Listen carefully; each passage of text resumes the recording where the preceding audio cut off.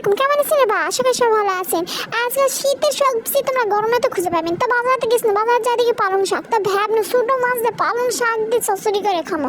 এই জন্য ফার্স্টে ঝিঙ্গা লিছি এনা কাটে, আর কটা আলু কাটে সুন্দর করে পিস পিস করে কাটে লিছি, লিয়ে সুন্দর করে একটা পাল্লা লিছি, লিয়ে ওটি ঝিঙ্গা দিছি, দিয়ে ওর মধ্যে যে আলুগুলো কাটে দিছি ওই আলুগুলো কাটে দিছি, দিয়ে ওটি হচ্ছে ইয়া দিব কাঁচামরিচ, আর হচ্ছে ইয়া দিব কি করে পেঁয়াজ কুচি দিয়ে সুন্দর করে ওটার উপর হচ্ছে আদা বাটা জিরা বাটা দিব, তারপর 1 চামচ লবণ দিব, 1 চামচ গুঁড়া মরিচ দিব, 1 চামচ হলুদ দিব, দিয়ে ওটি হচ্ছে সরষের তেল দিব। আজকাল আমরা সরষের তেল দিয়ে তরকারি খাচ্ছি, তো এই জন্য সরষের তেল কিনে কিনে নিয়ে এসেছি।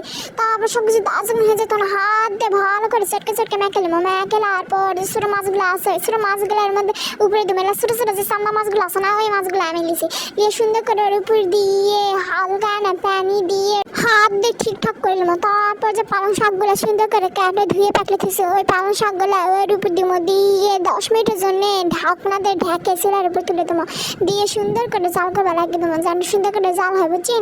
ভালো করে জাল না হইতে হবে না বুঝছেন। 10 মিনিট পর ঢাকনা খুলে দেখবো, ওটা যখন হচ্ছে বলক উঠেছে তখন ওটা কেন সুন্নি দিয়ে সুন্দর করে নাড়ে চাড়ে দেবো, দেখবো আলু টালু সব সিদ্ধ হচ্ছে নাকি। সিদ্ধ যদি হয় ওটাকে আবার ভালো করে ইয়া করবা লাগিয়ে দেবো, জাল দেবা লাগিয়ে দেবো। এগুলো তো সসরে এনে পুরো পুরো না হলে হয় না বুঝেন, পুরো পুরো হলে তো টেস্ট আছে। তারপর যখন আবার 5 মিনিট পর দেখুন সুন্দর করে পুরো পুরো হয়ে গেছে, তখন আর সুন্দর দেখে প্লেটে পরিবেশন করে দেবো। তাহলে আজকের জন্য এক না সবাই ভালো থাকবেন, লাইক কমেন্ট ফলো সব কিছু করবেন। টাটা, আল্লাহ হাফেজ।